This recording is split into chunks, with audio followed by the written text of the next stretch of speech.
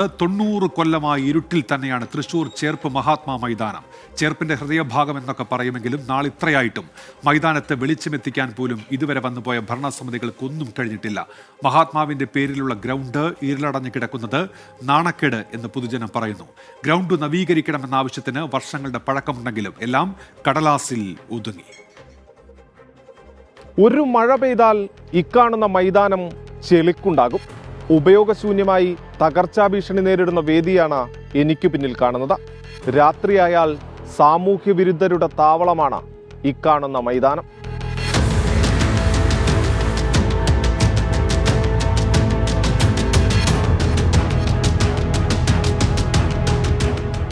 ആയിരത്തി 1934 ജനുവരി 17 മഹാത്മാഗാന്ധി ഇവിടം സന്ദർശിച്ചത്.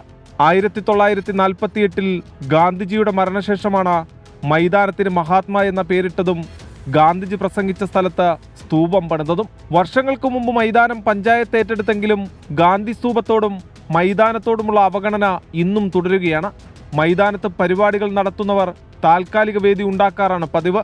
മൈതാനത്ത് നിന്ന് വെള്ളമൊഴുകിപ്പോകുന്നതിന് തടസ്സമായി ടൈൽസ് പാകിയതോടെ മഴക്കാലത്ത് മൈതാനത്ത് ചെളി നിറയും. 2022 ഗാന്ധി സ്മാരക മ്യൂസിയം പണിയുമെന്ന അന്നത്തെ MP TN പ്രതാപൻ പ്രഖ്യാപിച്ചെങ്കിലും ഒന്നും നടന്നില്ല.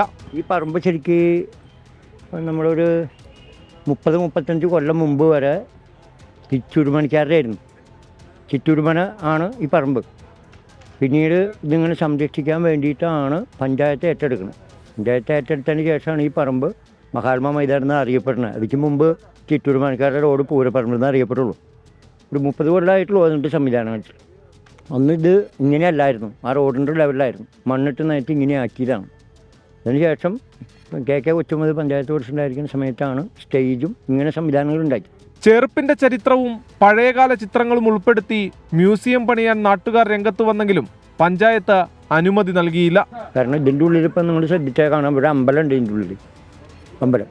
അപ്പോൾ പഞ്ചായത്ത് സ്ഥലത്തിൻ്റെ ഉള്ളിൽ അമ്പലം പറ്റുമോ? അപ്പോൾ അതിൻ്റെയൊക്കെ ആധാരത്തിൻ്റെ ഉള്ളിൽ തപ്പിയ കുറേ കാര്യങ്ങൾ, അതായത് ഈ പറമ്പ് പൂയത്തിന്, പെരുവനം പൂയത്തിന്, പെരുവനം ശിവരാത്രിക്ക്, മറ്റേ പെരുവനം താഴ്വര പൂയത്തിന് ഇത് വിട്ടുകൊടുത്തോളം എന്നൊക്കെ രേഖയിലുണ്ട്.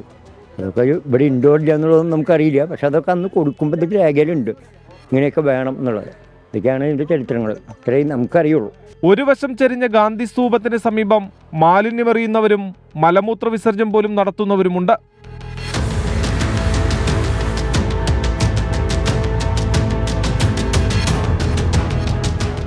സ്ഥലം MLAയും പഞ്ചായത്തും ഇടപെട്ട ഗ്രൗണ്ടിന്റെ നവീകരണത്തിന് തുക അനുവദിക്കാനുള്ള നടപടി തുടങ്ങിയെന്നതാണ് പ്രഖ്യാപനം. ഇനിയും വെറും വാക്കായി പ്രഖ്യാപനം ഒതുങ്ങരുതെന്നതാണ് പൊതുജനം ആവശ്യപ്പെടുന്നത്. ക്യാമറാമാൻ ബിനേഷ് ബാബുരാജിനൊപ്പം സൂരജ് ജി, 24. പൊതുജനം കഴുതയല്ല സാർ. ചേർപ്പിലെ ഈ മഹാത്മാ മൈതാനത്തിന് എന്ന്